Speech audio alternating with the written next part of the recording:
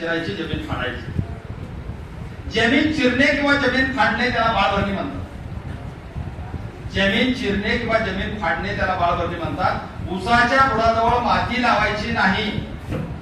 जमीन चिरायची आहे, जमीन फाडायची आहे, त्यासाठी इंग्रजी वापरायची सरी पाहिजे.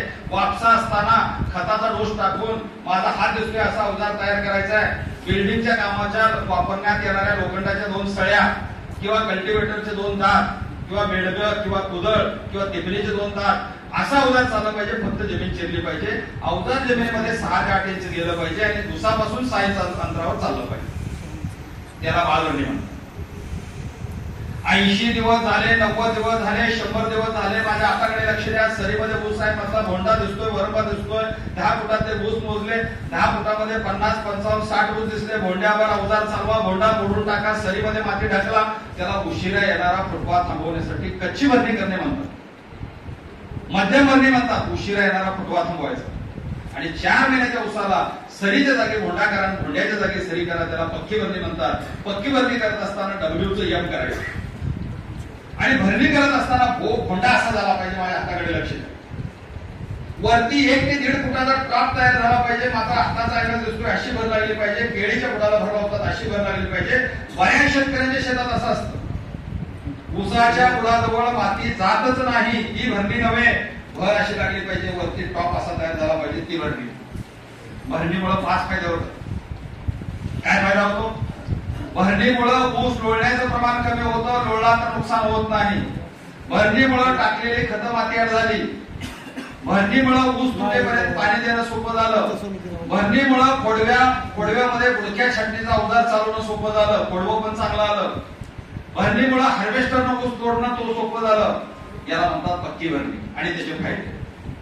2 महिन्याच्या उसाला बाळभरणी का करायची आहे? टाकलेली खतं मातीआड करावीत म्हणून, जमिनीमध्ये हवा जावी म्हणून, खोडकीड थांबावी म्हणून, तणाचं नियंत्रण व्हावं म्हणून आणि चांगला फुटवा जन्माला यावा म्हणून बाळभरणी. लक्षात ठेवा, बाळभरणी का करायचे? फुटवा वाढवण्यासाठी. कच्ची भरणी का करायची? भोंडा का मोडायचा आहे? उशिरा येणारा फुटवा थांबवण्यासाठी. आणि पक्की भरणी का करायची आहे? 100% उसाचं कुटुंब नियोजन करण्यासाठी. बाळभरणी, कच्ची भरणी आणि पक्की भरणी 2 महिने, 3 महिने आणि 4 महिने मशागत लक्षात ठेवा. आणि तुमची जर ताकद असेल तर लागणीच्या उसामध्ये 40 दिवसानंतर पहिली फवारणी करा. खोडव्यामध्ये 30 दिवसानंतर पहिली फवारणी करा. आणि रोप लागणीमध्ये 25 दिवसांनी पहिली फवारणी करा. आणि दर 20 दिवसाला एक फवारणी करा. उदाहरणार्थ लागणीचा ऊस आहे, काठी लागण आहे, 40 दिवस झालेला आहे. 40 दिवस, 60 दिवस, 80 दिवस, 100 दिवस वय असताना 4 फवारण्या करा. पहिल्या फवारणीला 100 लिटर पाणी, दुसऱ्या फवारणीला 150 लिटर पाणी, तिसऱ्या फवारणीला 200 लिटर पाणी, चौथ्या फवारणीला 250 लिटर पाणी. 4 फवारण्या करा. पहिल्या फवारणीचं साधारणपणे 1 लिटर पाण्यामधलं सूत्र सांगतो. 1 लिटर पाण्याचं म्हणजे तुम्ही नंतर प्रमाण वाढवत व्हा. 1 लिटर पाण्यामध्ये जास्तीत जास्त 7 ते 10 ग्रॅम पाण्यात विरघळणारं 19-19 12-100 सारखं खत घ्या. 1 लिटर पाण्यामध्ये 7 ते 10 ग्रॅम. उदाहरणार्थ 100 लिटर पाण्यामध्ये 750 ग्रॅम 19-19, 750 ग्रॅम 12-100 किंवा अमोनियम पॉलिफॉस्फेट म्हणून बाजारामध्ये आलेला आहे 10-34-0. 10-34-0 घेणार असाल तर फार कमी लागतं. 100 लिटर पाण्यामध्ये 300 मिली लागतं. 1 लिटर पाण्याला 3 मिली लागतं. पॉलिफॉस्फेट गटामधला फॉस्फरस आलेला आहे. पॉलिफॉस्फेट, अमोनियम पॉलिफॉस्फेट 10-34-0 100 लिटर पाण्यामध्ये 300 मिली. बाजारामध्ये लिक्विड सिलिकॉन आलेला आहे ओसिल नावानं. ऑर्थोसिलिसिक ऍसिड कंटेंट आहे.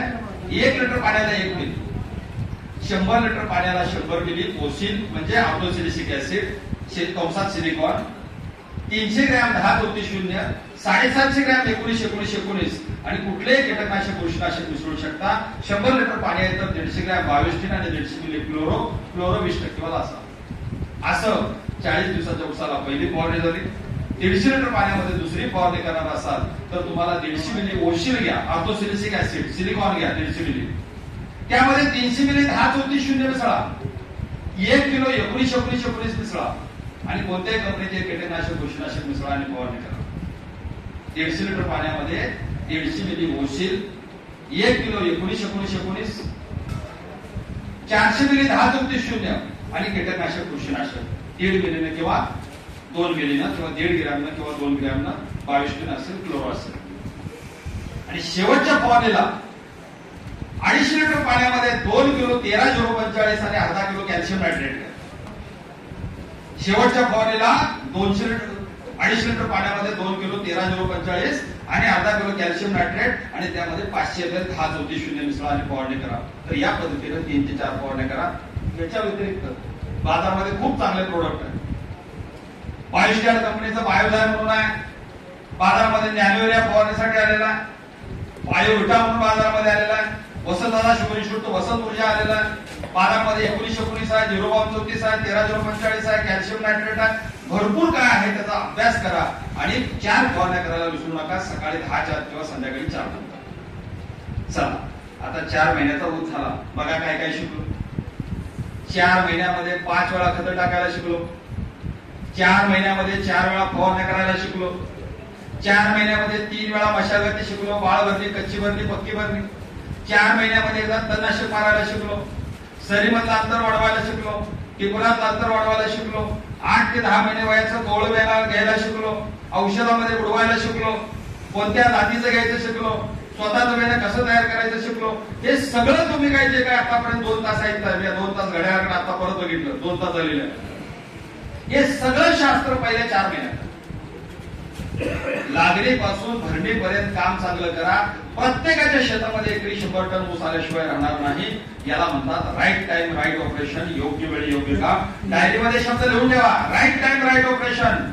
योग्य वेळी योग्य काम करायची सवय आयुष्यात लागली पाहिजे.